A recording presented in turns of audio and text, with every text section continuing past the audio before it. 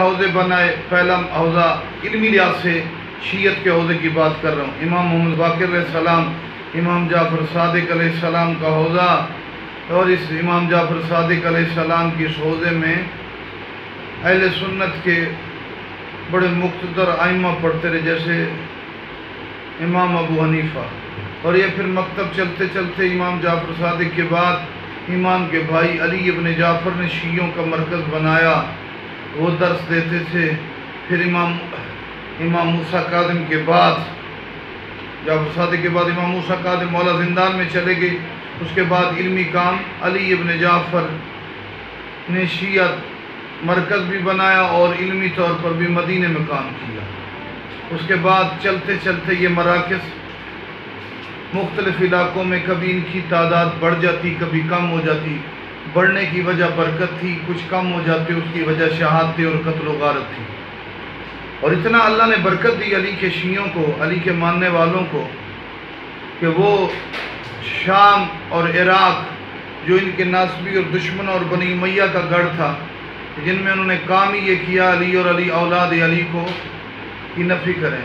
رفتہ رفتہ اب کی بات نہیں، کافی عرصہ پہلے یہی دونوں مقامات شام اور عراق شیعت کے مرکز بن گیا، آبادیوں کے لحاظ سے بھی، علمی لحاظ سے بھی، تمام جہتوں کے لحاظ سے۔ یہ علامت حق تھا جو نبی نے دعا کی علی اور علی کے شیعوں کے لیے، تیرے شیعہ کامیاب ہے۔ ظاہری طور پر دشمن جھاگ کی طرح پانی پہ آتا ہے، اور ظاہر ہے پانی کی جھاگ نے ختم ہو جانا ہوتا ہے، پانی نے رہ جانا ہوتا ہے۔ یہ جھاگ کی طرح ابھرتے تو رہے، قتل و غارت تو کرتے رہے، لیکن ہر دور میں چین کا سانس نہ لینے کے باوجود شیعہ آبادیاں بڑھتی رہیں۔ حتیٰ جیسے میں نے علی ابن جعفر امام جعفر صادق کے بھائی کا تذکرہ کیا، بیٹے کا تذکرہ کیا، امام موسیٰ کاظم کے بھائی، امام محمد تقی علیہ السلام کے دور میں یہ حوضہ اتنا بڑا کہ لوگ مجبور ہوتے تھے اسی حوضے کی طرف متوجہ ہوں۔ پھر میرے مولا نے بغداد میں بھی کام کیا، مدینے میں بھی جو علمی کام تھا، میرے مولا محمد تقی علیہ السلام نے ایک محفل میں 30,000 سوالوں کے جواب دیے۔